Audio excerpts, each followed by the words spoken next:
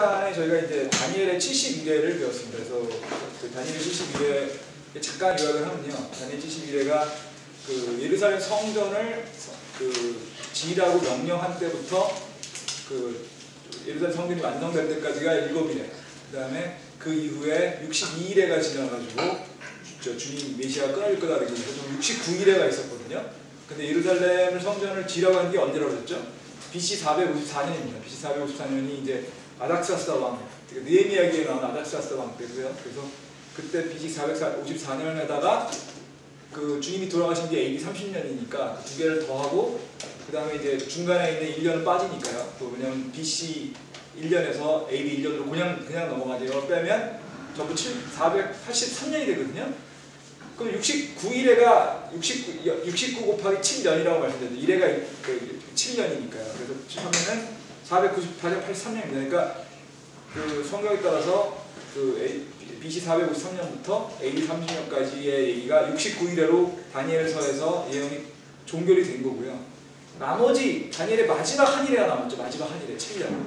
그 7년이 바로 대환란 시대다, 환란 시대다 이렇게 얘기 드렸었죠. 그게 이제 지난 시간에 다니엘의 71회였고요. 그러면 이제 정리를 다시 한번 해볼게요. 그 환란기가 오게 되면 그러니까 이렇게 되는 거죠. 주님이 AD 30년에 십자가에 못 박혀 올라가셨습니까? 돌아가시고 이제 승천하셨지 않습니까? 그러면 그 이후부터 이 교회 시대인데요. 교회 시대인데 교회 시대 동안 주님이 하늘에 계시다가 재림하실 때 오셔서 공중 재림을 하시게 돼서 일단 먼저 공중 재림 와서 휴거가 이루어지게 되고요. 휴거 이후에 7년간 환란기가 있고요. 그 환란기 동안에 환란이 끝나고 난 다음에 주님이 재림하시는 거로 지금 말씀드렸잖아요. 저희가 이제 여러 번 말씀드렸던 것 같은데, 그러면 왜 이런 식으로 주님이 올라가셨다가 다시 내려오시고 또 우리가 휴거되고 환란기가 있고 그 다음에 다시 또 재림이 있을까? 그러니까 재림이 두 번 있다고 말씀드렸잖아요. 공중 재림이 있으시고 지상 재림이 있으신데 그렇게 두 번씩이나 재림이 있고 또 그 동안에 주님이 이제 교회는 이 땅에 있고 주님은 하늘에 계신데 왜 이런 식으로 주님과 헤어져 있어야 되는지, 주님과 그 교회는 신부하고 신랑의 관계라고 했는데 왜 이렇게 헤어져 있어야 되고 이렇게 떨어져 있어야 되는지 그 궁금하시지 않으세요? 그죠? 그러니까 당연히 주님이 우리 구원하셨으면 주님이 우리가 같이 계시면 되잖아요. 같이 계시면 되는데 왜 굳이 이렇게 돼 있을까? 그거는 그 성경학자들에 의하면 유대인의 결혼 풍습과 연결되어 있다고 합니다. 그래서 오늘 말씀드리고 싶은 거는요, 유대인의 결혼 풍습에 대한 건데요. 요한복음 14장 1절의 3절 말씀 잠깐 드리겠습니다. 요한복음 14장 1절 3절 보시면요.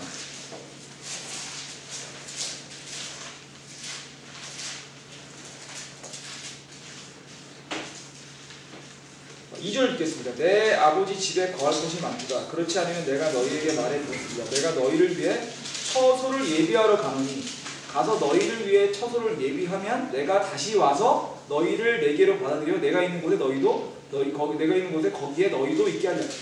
이 얘기가 있는 얘기죠. 천국에는, 주님의 왕국에는 거할 곳이 많이 계세요. 그래서 주님께서 그곳에 가서 이 모든 교회 사람들 위해서 처소를 예비하신다고 그랬고요. 그 처소를 예비하시고 난 다음에 돌아와서 교회를 데려가겠다. 지금 이 얘기잖아요. 그죠? 요한복음에 이거 2절, 2절과 3절 얘기가. 요 얘기를 좀 설명을 드리면요. 이게 이제 십자가 사건 이전에 말씀하신 거거든요. 주님께서 십자가 못 박아 돌아가시기에 이 약속을 하셨거든요. 유대인의 결혼 풍습을 잠깐 보게 되면, 유대인들은요, 결혼을 하게 되면 어떻게 되냐면 먼저 정혼이라는 걸 했습니다. 정혼이라는 거는 가장 간단하게 얘기드리면 마리아하고 요셉이 정혼했다고 나오죠.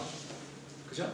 결혼한 건 아닙니다. 근데 정혼했다고 나옵니다. 근데 정혼은 약혼하고는 좀 다른 겁니다. 약혼은 언제든지 파혼을 하거나 했을 때 원상으로 돕게 될 수 있는 건데, 정혼은 그거보다는 좀 더 강한 커미트먼트거든요. 그래서 정혼은 결국은 결혼을 사실상 확정한 상태고요. 결혼한 상태고 정혼이 되고 나면 정혼을 하게 되면 어떻게 되냐면 신랑이 그 신부의 집에 갑니다.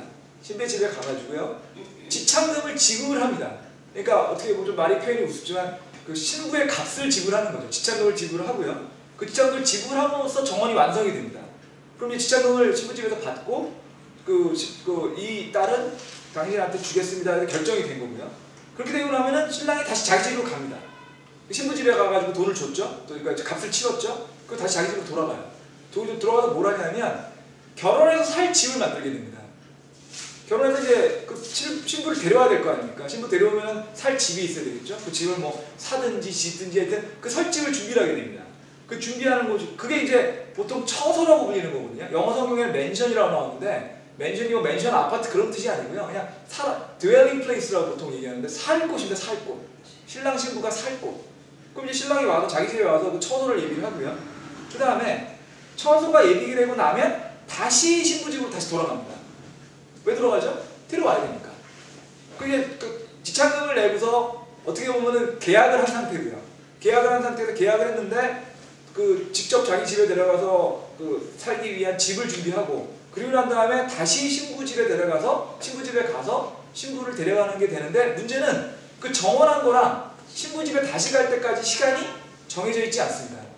그러니까 처소를 자기가 빨리 만들면 빨리 가는 거고 늦게 만들면 늦게 가는 거예요. 그러니까 어떤 경우에는 뭐 몇 개월일 수도 있고 어떤 경우에 1년일 수도 있는 거고 그러니까 정원 기간과 그 신부를 데려가는 기간 사이가 긴 거죠. 꽤. 그 마리아와 요셉의 경우에 마리아가 정원을 했는데 그 사이에 성령님으로 잉태하지 않습니까? 바로 그때 일어난 거죠. 정원했는데 아직 안 데려갔어요. 그 사이에 지금 마리아가 성령 잉태를 한 거거든요. 바로 그런 상황이 발생을 하고요. 그러면 이제 신부 입장에서 생각을 해보면 신랑이 계약을 했으니까 올 거 아닙니까? 언제 올지 모르잖아요. 내일 올 수도 있고 모레 올 수도 있고 다음 달에 올 수 있으니까 항상 준비 상태로 있는 겁니다. 언제든지 올 수 있게. 성경에 그런 문제 되게 많이 나오잖아요. 신랑이 언제 올지 모르니 깨어있어라 그러지 않습니까? 바로 그거예요. 그러니까 신랑이 올 때가 언제 올지 모르니까 준비하고 있는 거죠. 그게 신부 상태입니다. 그러고 난 다음에 신랑이 와서 그 신부의 집에 가서 데려가게 되고요. 그렇게 되면 신랑이 신부를 가서 자기 집에 데려갈 때는 신랑 집에는 하객들이 모여 있습니다. 결혼식을 준비하고 있는 거죠. 신부만 오면 되는 거예요. 왜냐하면 처소도 있죠. 하객 다 준비해 놨습니다. 신부 집에는 이제 이미 계약이 다 돼 있는 상태예요. 가가지고 신부만 데려오면 오자마자 결혼식 할 수 있게 돼 있는 거죠. 하객이. 이렇게 돼 있고요. 그래서 일단 신부가 자기 집에 와서 신랑 집에 와서 하게 되면 그러면 어떻게 되냐면 그 처소에 그러니까 원래 신부와 신랑을 위한 그 신방에 7일 동안 머물게 됩니다. 7일 동안 머물게 되고 그 7일 동안에는 신랑이 하객들한테 얼굴을 보이지 않습니다. 그 최종적으로 그 7일이 끝나고 나면 신랑이 신부를 데려와서 모든 하객들한테 신부를 공개하게 됩니다. 이게 바로 유대인의 결혼 풍습입니다. 정리해 볼게요. 정혼하죠. 정혼하는데 값을 치릅니다. 값을 치르고 난 다음에 돌아가요. 다시 신랑 집으로. 신랑 집으로 돌아가서 신랑 집에서 뭘 만들죠?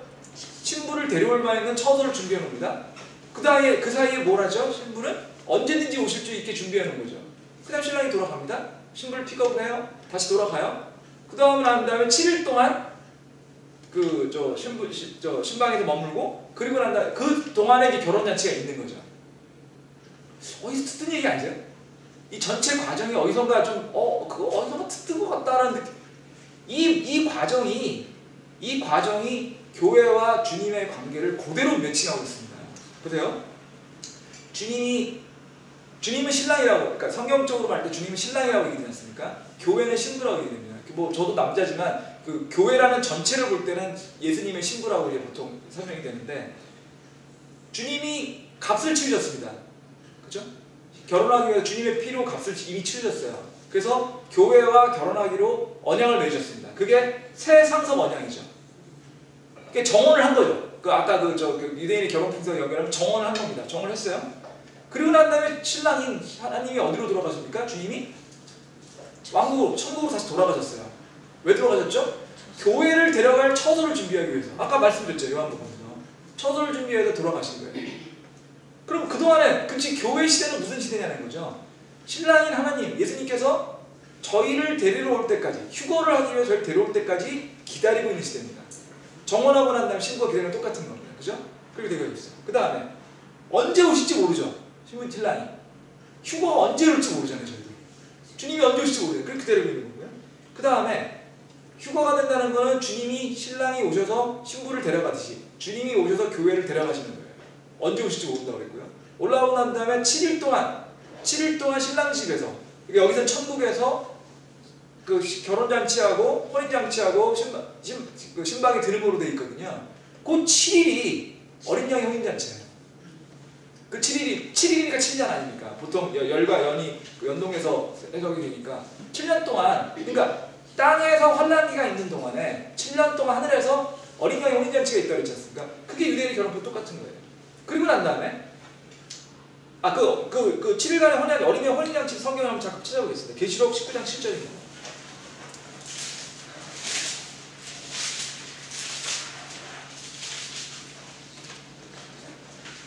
읽어보겠습니다. 우리가 즐거워하고 기뻐하는 그분께 존귀를 돌릴지니 어린 양의 혼인잔치가 이르렀고 그분의 아내가 자신을 예비하였도다. 또 그녀가 깨끗하고 희우고 고운 아마포 옷을 차려입고 허락하였으니 그 고운 아마포는 성도들의 의인이라. 그가 내게 이르되 기록하라. 어린 양의 혼인잔치에 부름받은 자는 복이 있도다 하고 내게 이르니 그것들은 하나님의 참된 말씀이라. 거기 아마포는 성도들의 의라고 되어 있잖아요. 그녀가 누구죠? 교회입니다. 교회. 그분의 아내가 교회예요. 어린 양은 주님이고. 지금 이 얘기하고 있는 거야. 7년 동안에 어린 양의 혼인잔치가 있다는 얘기가 7일간의 혼인잔치와 같은 거예요.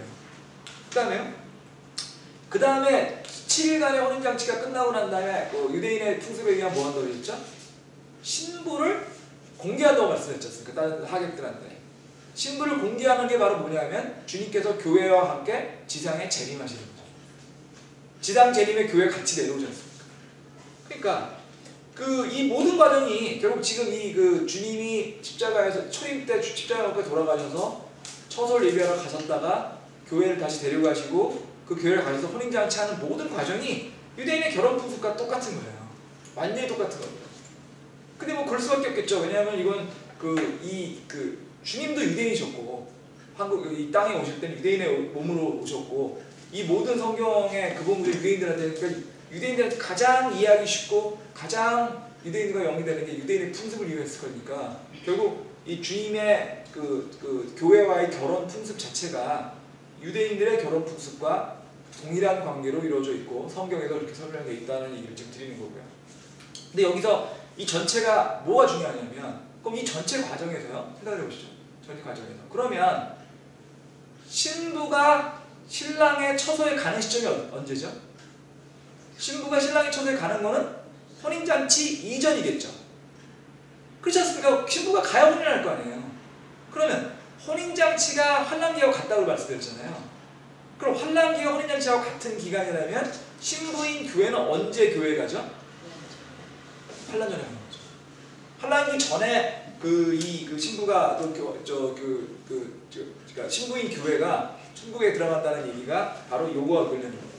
근데 지금 제가 왜 이 얘기를 이렇게 길게 설명을 드리냐면 성경에 대한 해석 방법이 여러 가지가 있고요. 성경에 대한 믿음이 여러 가지가 있습니다. 그래서 그 믿음에서 저희가 믿는 믿음을 그냥 요약을 하면 두 가지 요약을 할 수 있는데요. 하나는 천년 왕국을 믿고요. 저희는 천년 왕국이 있을 거라고 믿는 거죠. 그래서 천년 왕국이 있고 그 중에서도 전천년설이라는 걸 믿습니다. 전천년설이 뭐냐면 천년 왕국이 환란기 이후에 온다는 거예요. 그러니까 환란기라는 게 천년 왕국 전에 있다는 거.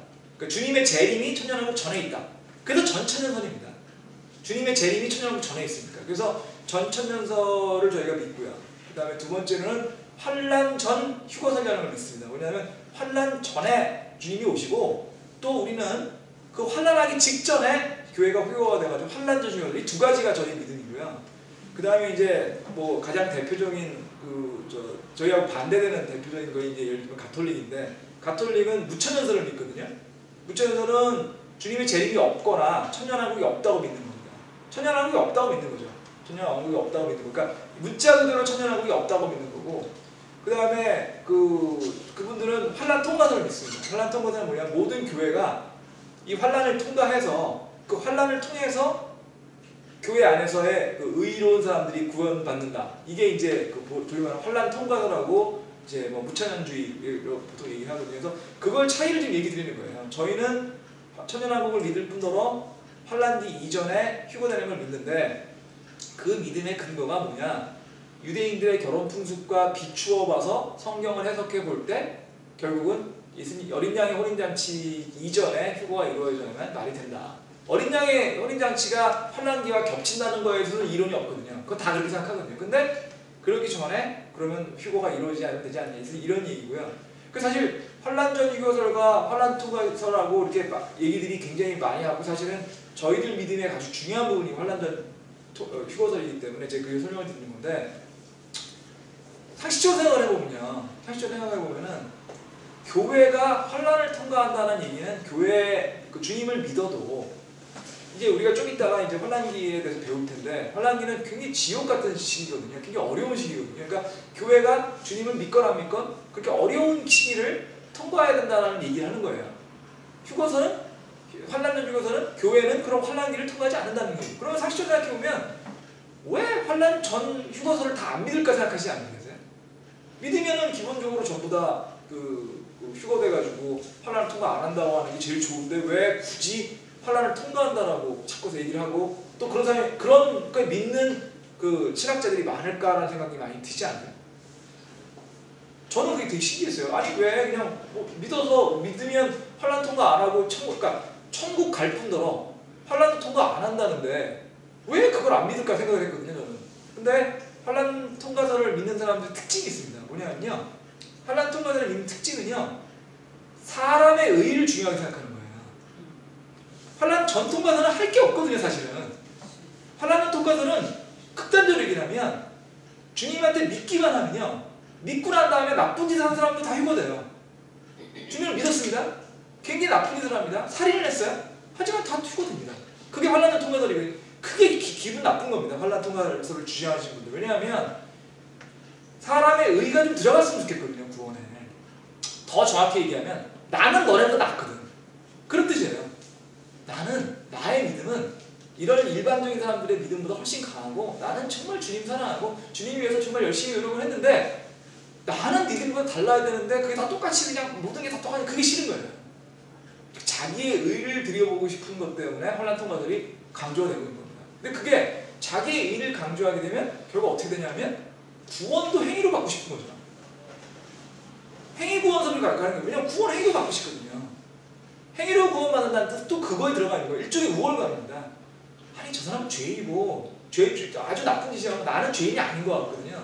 나는 좋은 일도 많이 하고 맨날 뭐 11조도 잘 내고 기부도 잘하고 정말 교회 가서 어려운 일도 많이 하는데, 나는 구원받아도 좋은데 저 사람은 구원 안 받아야 될 것 같은데 구원받나거든요. 열받습니다. 그런 게 있는 거예요. 또 이런 것도 있는 겁니다. 사실 제가 이런 얘기들을 드리는 게, 제가 이제 목사님이 아니고 앞으로도 영원히 목사가 될 확률이 없기 때문에 이런 얘기를 드려도 좀 이게 저는 굉장히 관심이 많거든요. 그런 게 그러니까 현상만 딱 보면요, 현상 이해가 안 될 때가 있지 않습니까? 그런 게 보통은 그냥 넘어가는 경우도 있는데, 저는 저게 성격이 나빠가지고 왜 저럴까? 저 뒤에 있는 의도가 뭘까 생각하는 게 되게 재밌어요. 그리고 보세요. 행위구원서를 얘기하는 걸 보면서 이제 저는 처음에는 왜 그럴까 그랬거든요. 뭐 저 사람들이 왜 행위구원서를 자꾸 저렇게 강조를 할까? 왜 자기의 의를 앞세우고 싶을까? 그렇게 자기가 잘났다고 얘기하고 싶을까? 아니면 그렇게 잘났나? 왜 그러지? 그냥 다 구원받으면 될 텐데. 근데 교회 역사라든지 가톨릭 역사라든지 보면 행위구원설에 또 안에 깔려 있는 거에는요, 뭐가 있냐면 정치적인 게 숨어 있는 것 같아요. 제 생각입니다. 뭐냐면 행위구원서를 해야 교회 열심히 오고, 뭔가 열심히 해야 구원받는다고 해야 사람들이 겁을 줄 수 있거든요. 아니 그냥 한번 믿고 구원하면요, 교회 안 와도 돼요. 극단적으로 얘기하면은 저희들의 믿음을 그냥 고지고대로 하면 주님을 받아들였습니다. 그 다음에는 아무것도 안 해도 구원됩니다. 근데 물론 주님을 진심으로 받아들이고 주님을 사랑하고 싶은 마음이 자꾸 생기면 자꾸 행위하고 싶어지는 게 정상입니다. 사람이라면. 하지만 그냥 구원만 놓고 보면 주님을 받아들이고 그 다음부터 한 번도 교회 안 나가고 한 번도 헌금 안 하고 목사님하고 얼굴 한 번도 안 보고 성경 안 봐도 구원받아요. 그게 싫은 거예요. 왜? 교회 통제가 안 되거든요. 교회 권력이 안 생기거든요. 교회. 그러니까 인간이라는 존재가 참 어떻게 보면 저는 굉장히 좀 이렇게 좀 선천적으로 사악하다고 생각을 저는 많이 하는데, 역사를 들여보면은 성경과 하나님 팔아가지고 권력과 이걸 하는 사람들이 어마어마하게 많이 있거든요. 지난 몇천 년 동안에. 뭐 제일 대표적인 가톨릭이고, 요즘에 뭐 사실 많은 교회들에서도 근데 이게 사실 행위구원설의 핵심이 되는 게 뭐냐면, 교회 자주 오게 하고 헌금 많이 내게 하고 목사님 말 잘 듣게 하고 사장님 말 잘 듣게 하는 가장 좋은 로직이 뭐냐면, 구원을 받으려면 뭔가 더 열심히 해야 된다고 얘기하는 거예요.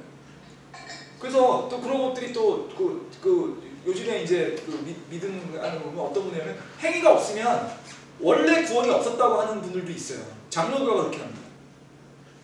구원은 은혜로 받지만 거기까지 부인을 못하니까. 하지만 행위가 없으면 구원이 원래 없었던 건다. 없었던 건데 저 사람 구원받은 게 아니다. 처음부터. 아니면 감리교 같은 데는 행위가 없으면 구원을 잃어버린다고 해요. 저희들 같은 침례교 쪽만 행위가 없어도 믿음만으로 구원받을 수 있다. 절대로 구원은 뺏기지 않는다고 얘기하거든요. 성경은 그렇게 나와 있으니까. 근데 말씀드린 것처럼 그런 말인 게 그런 정치적인 뜻이 숨어져 있다고 보입니다. 상당히 숨어 있다고 보입니다. 그리고 사실은 제 친구 중에도 목회하는 목사들이 있거든요. 그 친구들하고 가끔 제가 친한 애들은 아니어서 그냥 자주 만나지는 않지만 그냥 가끔 얘기할 기회가 있는데 그 사람들 중에도 저 비슷한 얘기를 얼떨결에 얘기하는 사람이 있더라고요. 얼떨결에. 뭐냐면 자기들이 알고 있는 믿음대로 가르치면 교회 안 올까봐 조금 다르게 가르치는 경향이 있다는 거예요. 정말 무서운 얘기 아닌가요? 그런 얘기는. 정말 무서운 얘기인데 그래서 제가 자꾸 말씀드리지만 여러분들은 그러니까 제가 성경 공부를 하고 제가 말씀드린 거 100% 믿으시면 안 됩니다. 제가 말씀드린 걸요. 저렇게 성경에 이렇게 얘기하고 있는 게 저게 100% 여러분이 반드시 성경을 읽어보셔야 돼요. 제가 성경 레퍼런스 한 거 반드시 읽어보시고 제가 말하는 게 맞는지 여러분이 확인하셔야 돼요. 목사님 말도 마찬가지입니다. 우리 목사님 말 물론 거의 맞는 말이 많겠지만 100% 믿으시면 안 돼요. 여러분이 소화하셔야 돼요. 신앙은 여러분이 소화하셔야 돼요. 여러분이 알고 소화하셔야 됩니다. 그래서 여러분이 그걸 100% 여러분이 이해하셔야 돼요. 여러분이. 안 그러면 흔들립니다. 안 그러면 흔들립니다. 이 양반 이러면 이런 거 같고 저 양반 저러면 이런 거 같고 여러분 많이 소화하셔야 돼요. 그러니까 다시 한번 말씀드리지만 그 환난을 통과한다고 하시는 분들의 그 뜻에는 의를 강조하는 게 있고 의를 강조하는 게 길어지게 되면 행위구원서라고 연결되어 있고 그거에는 지금 말씀드린 것처럼 목사님들이나 신부님들이 얘기는 안 하지만 제가 보기에는 그거는 어떻게 보면 정치적인 뜻이 숨어 있다고 저는 보입니다. 그러니까 성경에는 그런 점에서 저희는 사실은 이 교회는 교반이 없잖아요. 저희는 여기 교회밖에 없지 않습니까? 독립교회밖에. 그러니까 저희는 상대적으로 덜 정치적일 수 있는 거죠. 그래서 저희가 좀 더 평일인데 분명히 말씀드리지만 이 결혼 풍습에서 하게 되면 환난 전에 휴거가 돼야지 맞다는 얘기고요. 그래서 환난 전 휴거서를 조금 더 설명을 드려보겠습니다. 환난 전 휴거서에 대한 것들을 보면 계시록 19장 7절에 있는 얘기 지금 드렸죠. 19장 7절 얘기가 이제 고운 아마법이 있고 하면 이미 신부가 휴거가 돼야지만 얘기되는 거니까. 그런데 그러면 성경에 어딜 보면 환난 전 휴거서라는 게 나오냐? 계시록에 많이 나옵니다. 계시록에요. 4장을 한번 보실까요? 2장, 3장, 4장 우리 굉장히 오래 했죠. 기억나시죠? 저희가 최소한 6주에서 7주 정도 한 것 같아요. 7주 정도 한 것 같아요. 7주. 교회가 7개니까 한 7번 정도 한 것 같거든요. 근데 교회에 대한 얘기는요. 이 4장 이후로는 안 나옵니다. 안 나옵니다. 그 계시록 거의 끝까지 안 나옵니다. 그게 왜 그럴까요? 2장, 3장은 교회 얘기밖에 없지 않습니까? 교회, 7교회의 천사들한테 한다. 그 천사라는 게 그 교회 목회자를 얘기한다고 했었잖아요. 그런 얘기 있었는데 안 나오지 않습니까? 왜 안 나오죠? 교회가 없거든요. 사실적으로 생각해 보셔야죠. 환난기가 교회하고 연결이 되어 있다면 환난기에 교회 언급이 나와야 맞는데 환난기에는 교회 언급이 없고요. 환난 성도 언급만 있습니다. 환난 성도 좀 이따 말씀드릴게요. 그 환난기에는 교회 언급이 없고 환난 성도만 있는데 그 환난 성도는 교회가 아니에요. 교회는 교회라고 했으면 당연히 교회라고 했겠죠. 교회는 이게 안 나오거든요. 그러니까 결국은 이게 가장 대표적으로 우리가 설명하는 것 중에서 교회가 이미 휴거됐다는 거에 증거 중에 하나고요. 그 다음 또 하나 있습니다. 2장 7절 말씀 잠깐 볼게요. 2장 7절. 귀 있는 자는 성령께서 교회들에게 말씀하시는 것을 들을지어다. 이기는 자에게는 여기 있잖아요. 귀 있는 자는 성령께서 교회들에게 말씀하시는 것을 들을지어다. 교회들에게라고 되어 있죠. 그죠? 귀 있는 자는 교회들에게 들을지어다. 11절 잠깐 보실게요. 11절. 귀 있는 자는 성령께서 교회들에게 말씀하는 것을 들을지어다. 역시 교회들이라고 나와 있죠. 그죠? 그 다음에요. 13장 보시겠습니다. 13장. 13장 9절 보시겠습니다. 사람이 귀가 있거든 들을지어다고 되어 있죠. 13장 9절입니다. 여기 교회가 귀가 있거든 들을지어다 쓸 수도 있었을 것 같아요. 저희가 보기에는 교회가 귀가 있으면 들을지어다. 교회가 아니고 사람이거든요. 교회가 없습니다. 똑같은 문장인데 귀가 있으면 들을지어라 했는데 교회가 없어요.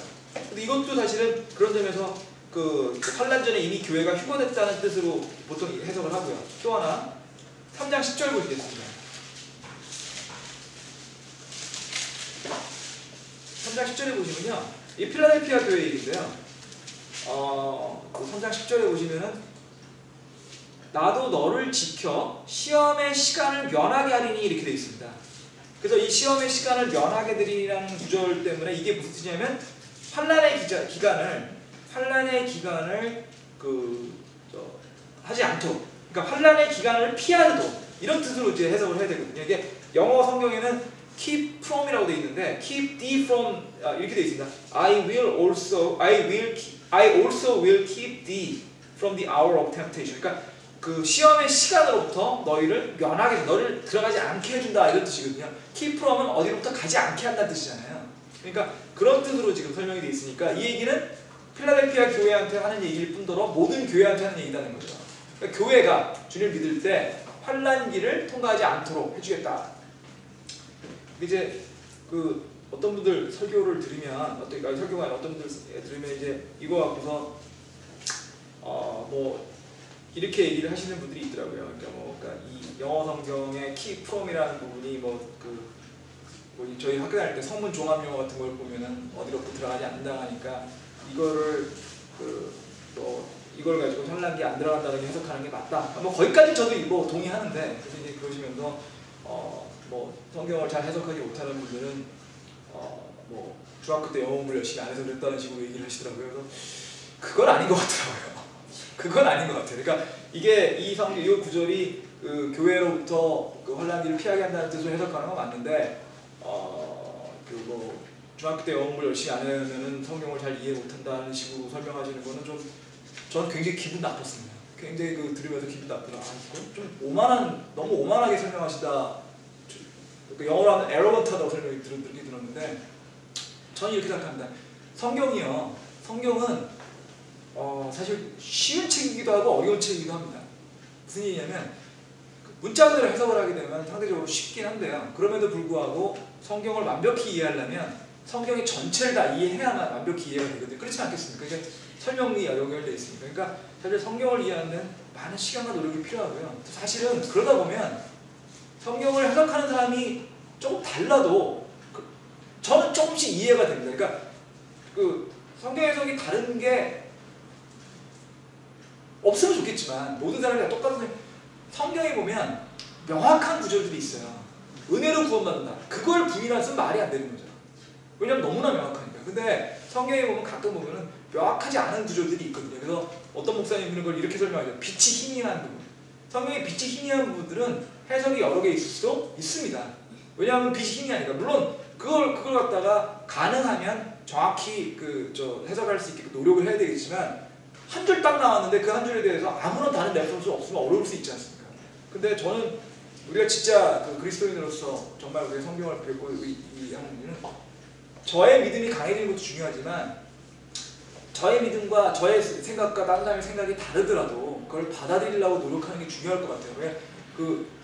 아주 중요한 거와 완전히 다른 거는 받아들이면 안 되겠지만, 희미해서 이럴 수도 있고 저럴 수도 있는데 그게 전체 맥락에서 큰 적이 아닌 경우에는 사실은 그거는 조금 다르더라도 내 것이 많더라고 무조건 우길 수는 없거든요. 그러니까 그런 점에서 좀 너무 오만하게 얘기하기가 좀 그런데, 어쨌든 이 부분에서만큼은 저도 그분 말씀이 맞는 것 같아요. 왜냐하면 필라델피아 교회에 얘기한 것뿐만 아니라 모든 교회에 얘기하신 것 같고, 그러다 보니까 환란의 시기를 피하게 만드는 것은 필라델피 교회에 해당되는 게 아니라 모든 교회에 해당되는 것이라고 보는 게 맞다 라고 생각이 들고요.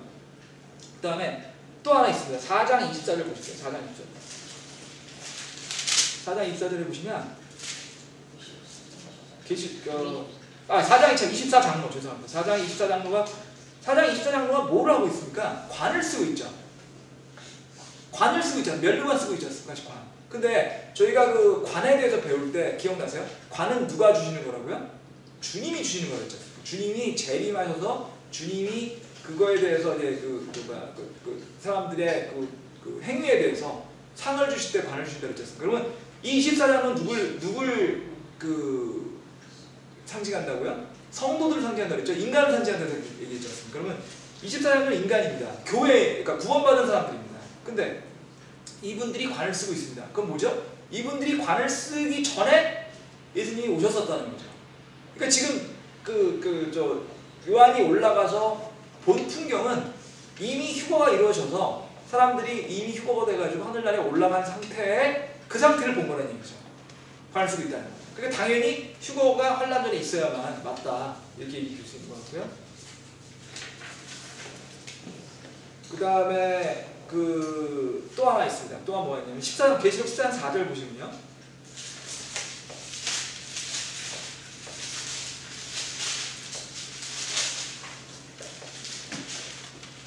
14만 4천 명에 대한 얘기입니다. 이게 14만 4천 명이 7장에서 나오거든요. 7장에 나서 14만 4천 명이 나오고 14만 4천 명이 이제 다른 사람들을 구원하는 얘기가 나오는데 이들은 여자들과 더불어 자신을 더럽히지 않은 자들이 그들은 처녀들이나 이들은 어린 양이 가시는 대로 따라가는 자들이며 사람들 가운데서 구속을 받아 하나님과 어린 양께 첫 열매가 된 자들이라 이렇게 되어 있습니다. 그러니까 하나님과 어린 양께 첫 열매가 됐다니까 그 첫 번째로 과실이 됐다는 뜻이잖아요. 근데 생각해보세요.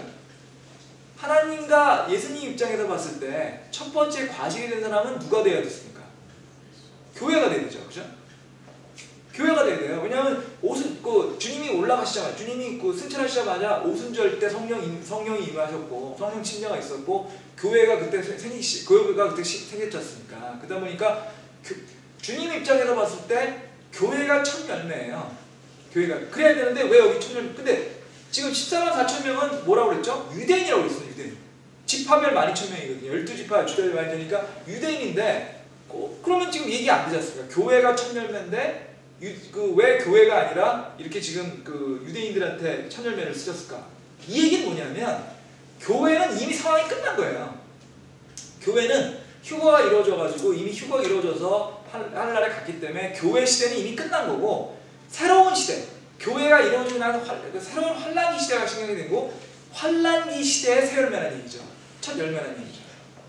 그러니까 첫 열매인 교회는 이미 휴거가 돼서 상황은 끝났고 환란기가 진행되어가지고 14만 4천 명이 새로운 사람들을 구원해가지고 나온 사람들이 환란기 시대에 나온 첫 열매라는 뜻입니다. 그래야 논리적으로 말이지 않습니까? 그런 점에서도 이걸 얘기를 보면 결국 이것도 결국 휴거가 이미 환란기 전에 있었어야만 된다는 얘기고요. 그 다음에 또 하나 보겠습니다. 계시록 14장 14절 보겠습니다. 땅을 수확함이라고 되어 있어요. 또 내가 바라보니 보라 흰 구름이 있고 그 위에 사람의 알을 같은 이가 앉으셨는데 그분의 머리 위에는 금관이 있고 그분의 손에 예리한 낫이 있더라. 또 다른 천사가 성전으로부터 나와 구름 위에 앉으신 이에게 큰 음성으로 외쳐 이르되 주의 낫을 휘둘러 거두소서 땅에 수확물이 익어 주께도 거둘 때가 이르렀네 하니 구름 위에 앉으신 이께서 자신의 낫을 땅에 휘두르시면 땅이 수확되리라. 또 다른 천사가 하늘에 있는 성전에서 나오는데 그에게도 예리한 낫이 있더라. 또 불을 다스릴 전능인 다른 천사가 제대로 나와 예리한 낫을 가지고 큰 외침을 이르되 너의 예리한 낫을 휘둘러 땅에 포도송이를 모으라. 땅에 포도들이 충분히 익었느냐 하니라.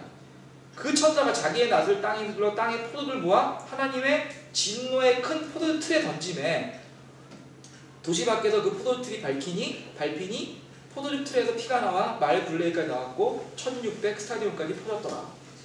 이게 뭐죠? 주님의 천사들과 함께 땅에 있는 포도송이들을 낫으로 수확한다는 얘기죠. 그냥 있는 그대로 해석하면 수확을 해서 어떻게 합니까? 포도주 틀에 넣고 발로 짠다는 얘기지 않습니까? 어떤 분들은 뭐라고 설명하시는 분들이 있냐면 이거를 환란기를 열심히 버텨온 훌륭한 성도들이 좋은 포도들이고 그 포도들을 잘라가지고 그 포도들을 수확하는 게 예수님이 오시니까 결국 환란을 통과해서 환란이 끝난 성도들, 환란을 잘 견딘 성도들을 예수님께서 휴거하시는 그런 얘기다라고 설명을 하세요. 근데 여러분들 보시기에 그렇게 보이시나요? 그렇다면 그게 만약 이렇게 기쁘고 즐겁고 이렇게 상주고 이런 분위기가 되는 거 아닌가요? 근데 그렇게 보이세요 이게? 아니면 굉장히 겁나고 무서운 걸로 보이세요? 아니 그냥 단순히 그냥 얘기 드리면 거기 밑에요. 그렇게 해가지고 왜 그게 만약에 이렇게 환란을 통과한 올바른 성도들을 한다면 그 뒤에 진노의 포도주 틀에 던진다고 되어 있는 거야. 아니 성을 주시는데 왜 진노의 포도주를 밟습니까? 그리고 잘라서 밟는다는 표현이 상 준다는 표현 같으세요? 그건 아니지 않을까요? 그죠? 그건 아닐 것 같아요. 요엘서 3장 12절 잠깐 보실게요.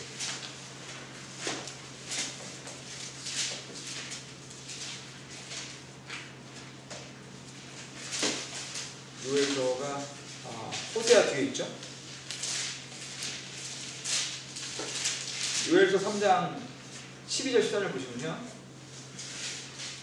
이교도들은 깨어서 여호사밧 골짜기로 올라올지라 내가 거기 앉아서 사방의 모든 이교도들을 심판하니라. 너희는 낯을 대라. 수확할 것이 이것도라. 너희는 봐서 밟으라. 포도틀이 가득 차고 기름인 것이 흘러넘치며 그들의 사악함이 크도다. 지금 이 얘기랑 지금 계시록에 나오는 얘기랑 거의 같지 않으세요? 지금 이교도들, 그러니까 믿지 않는 사람을 해가지고 그 수확한 다음에 지금 포도주에 늘고 밟겠다는 거지 않습니까? 보통 성경에서 같은 구절이 나오면 그 똑같은 구절이 어디 쓰였는지를 보고서 그 구절을 해석하는 게 가장 일반적이죠. 이걸 연결해서 보면 요엘서에 놓고 봤을 때 계시록의 14장 14절에 나오는 구절은 심판의 구절이지 상을 주는 구절은 아니라는 거죠. 그렇다 보면 그러면 환란기가 끝나고 난 다음에 이렇게 심판을 하는 게 결국 뭐냐면 그 환란기 안에 있었던 그 믿지 않은 사람들 심판하는 얘기 아닙니까? 그럼 그 얘기는 뭐냐면 이미 교회는 그 전에 다 휴거됐기 때문에 휴거되고 나서 14만 4천 명을 통해 가지고 첫 열매는 그거는 상을 받고 끝난 거고 그것도 아닌 사람들. 그러니까 처음에 휴거되기 전에 믿지도 않았고 그러니까 환란기 동안에 환란 정도로 믿지도 않았던 사람들. 그런 사람들은 지금 이렇게 진노의 포도주를 간다고 해석하는 게 보다 더 합리적이라서 해석이 되니까 이걸 생각해 보면 역시 환란기 전에 휴거받았다라고 보는 게 교회는 휴거받았다는 게 보이는 거고요. 그리고 여기 진노의 포도라고 되어 있잖아요. 진노의 포도주 틀이라고 되어 있지 않습니까? 이 진노의 포도 틀만 봐도 이거는 심판이라고 보시는 게 보다 적절하다는 거예요. 저기 그 유명한 미국 소설가 중에 존 스타인백이라는 사람이 있습니다. 스타인백이 이제 노벨 문학상도 받았던 분인데 그분이 쓴 유명한 소설책 중에 분노의 포도라는 책이 있어요. 영화도 있습니다. 영화 분노의 포도라고.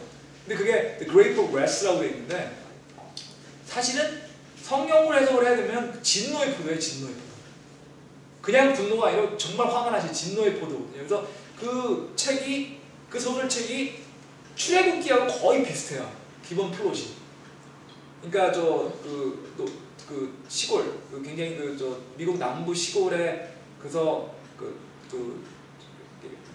굉장히 좀 이렇게 작황이 안 좋아가지고 망한 가족이 캘리포니아로 이주하는 그런 거를 쓴 소설이거든요. 뭘 실제로 1930년대 미국에 있었던 일이긴 한데, 근데 그거를 출애굽기에 비추어서 출애굽기와 같은 플롯을 가지고 쓴 소설입니다. 그래서 굉장히 성경적인 의미로 쓰고 그 스타인백이 쓴 다른 소설이 에덴의 동쪽이라는 소설도 있거든요.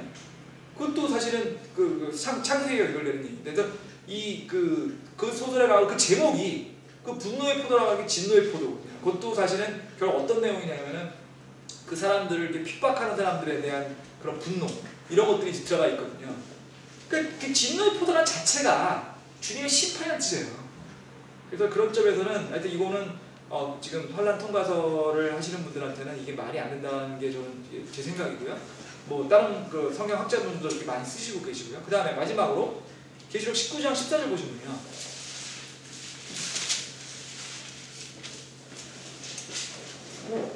하늘에 있는 군대들이 희고 깨끗한 아마포를 입고 흰말을 타고 그들을 따르더라 돼 있지 않습니까?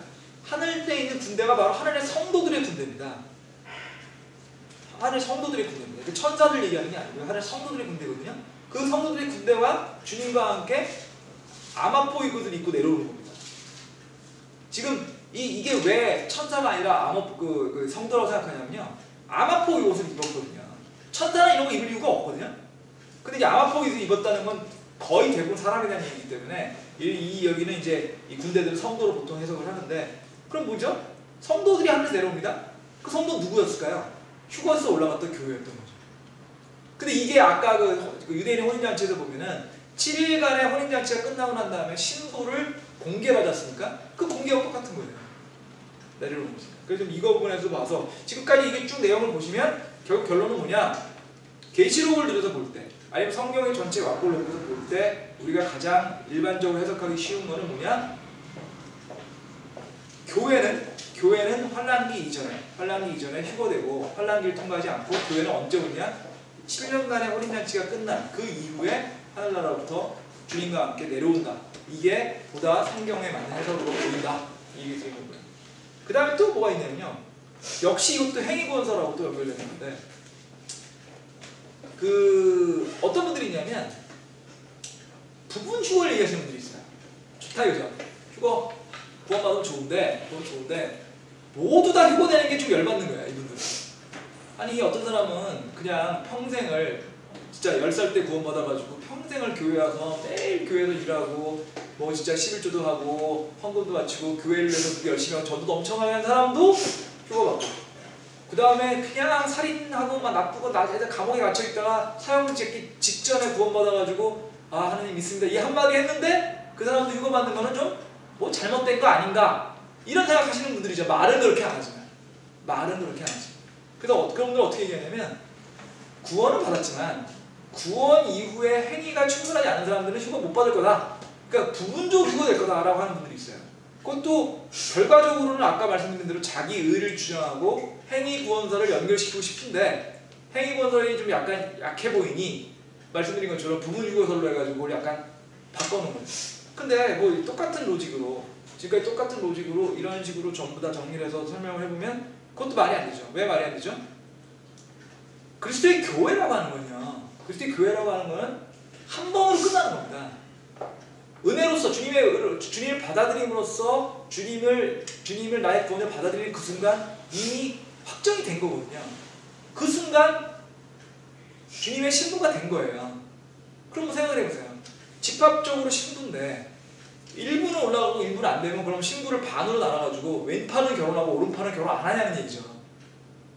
교회라는 게 뭐라고 그러죠? 지체라고 하지 않습니까? 교회 모든 사람들이 다 교회의 몸이거든요. 그러면 지체 중에서 행위가 없어가지고 떨어지는 지체가 있다 이거죠. 새끼손가락이 그랬다 이거예요. 그러면 교회가 휴거될 때 그 새끼손가락을 띄고 나머지만 올라가가지고 결혼하게 되면 예수님은 불구가 된 교회랑 결혼한 거 아닙니까? 말이 안 되잖아요 기본적으로. 그러니까 그렇게 부분휴거는 기본적으로 은혜로 구원받고 한 번 받아들이면 구원받는다는 걸 받아들이게 된다면 부분휴거는 당연히 말이 안 되는 소리입니다. 그래서 부분휴거도 얘기가 안 되고요. 그 다음에 또 뭐가 있냐면 우리나라에 옛날에 사실 이제 휴가라는 말을 저는 사실 전도 같은 거 잘 못한 좀 약간 수줍음을 많이 타서 그런지 아니면 게을러서 그런지 뭐랄까 전도 같은 거 잘 못하는 스타일인데 잘 못하는데 전도할 때 제가 뭐 전도할 일은 별로 없지만 많은 가끔씩 이제 교회 다니세요 물어보는 분들이 있거든요. 이제 밥 먹을 때 기도 같은 거 하면 물어보면 이제 자연스럽게 좀 믿음 얘기하게 되면 그때 얘기를 하는데 얘기를 하다가 침례교라고 얘기를 하고 제가 뭐 잠깐 얘기를 하면 휴거를 믿으세요라는 분들이 있어요. 그럼 당연히 휴거를 믿는다고 그러죠? 그러면 이상하게 보여요. 여러분들 그런 경험이 있지 않아요? 옛날에 다가올 미래를 대비한 다미선교회라는 게 있었거든요. 그 다미선교회에서 99년인가 2000년에 무슨 그 휴거가 온다고 그래가지고 한번 난리가 난 적이 있어요. 그 다음부터는 휴거설 얘기하면은 조금 이상하게 보는 경향이 있습니다. 그래서 하는데 휴거 자체에 대해서는 성경에 나오기 때문에 재론의 여지가 없는 거고요. 데살로니가 제가 하도 여러 번 했기 때문에 설명하지 않겠습니다. 데살로니가 전서 4장 16절에 보면 휴거에 대해서 명확히 나오거든요. 어떻게 나오죠? 주의 호령과 천사의 음성과 하늘의 나팔소리와 함께 하늘에 내려오시리니 그리스도와 함께 죽은 자들이 먼저 일어나고 그리고 살아서 남은 우리도 그들과 함께 구름 위로 올라가리라 이렇게 되어 있습니다. 휴거가 아니고 뭐냐 이제 그게. 그러니까 휴거에 대한 건 명확한데 다미선교회가 잘못해가지고 잘못해가지고 사람들이 잘못 알게 된 가장 큰 거는 휴거의 때는 모른다는 겁니다. 성경에 휴거가 언제 있다는 얘기는 없거든요. 휴거는 있는데 휴거가 언제 있는 건 없습니다. 그러니까 여러분이 이해할 수 있는 거는 휴거에 대한 문제가 아니라 휴거가 언제 있는지는 알 수 없다. 그래서 주님께서 그거는 얘기해 주지 않으시겠다고 했거든요. 그건 너가 알 바 아니오 이렇게 얘기했어요. 누가 물어봤거든요. 그 제자들이. 참 제자들도 그런 거 보면 참 성경이 저는 실감이 나는 게 딱 특히 베드로가 그랬어요. 베드로 얘기하는 거 보면 딱 저희 수준이에요. 그냥. 그러니까 이렇게 하나 가지고 10개 아는 스타일이 아니에요. 그 사람. 하나 가지고 딱 하나밖에 모릅니다. 또 꼭 두 번째 거 물어봐요. 그래서 못 물어볼 거 꼭 물어봅니다. 자신만만하게. 그렇지 않습니까? 야, 그거 너 알바 아니야. 주님이 이렇게 했어요. 그래서 휴거의 신비는 언제 온지 모른다. 하지만 데살로니가 전서에 의하면 명확하게 이건 오시고 그때는 확실. 근데 휴거가 언제인지 아는 사람들은 누구냐? 환란기가 오면 알 수 있습니다. 왜? 환란기 7년밖에 없거든요. 환란기 사람들은 휴거가 된 걸 아는 거죠, 이미. 환란기 시작되고 난 다음에. 그래서 그런 부분이 있고요. 그래서 지금 조금 더 남아 있는데 이게 한 10분에서 15분 정도 남았는데 지금 2, 3분밖에 안 남아서요. 그럼 이거는 다음 시간에 하고 다음 시간에 계속 하도록 하겠습니다. 예, 이렇게 하고 오늘 요 정도 해서 마치고요. 다음 시간에 마무리 짓도록 하겠습니다.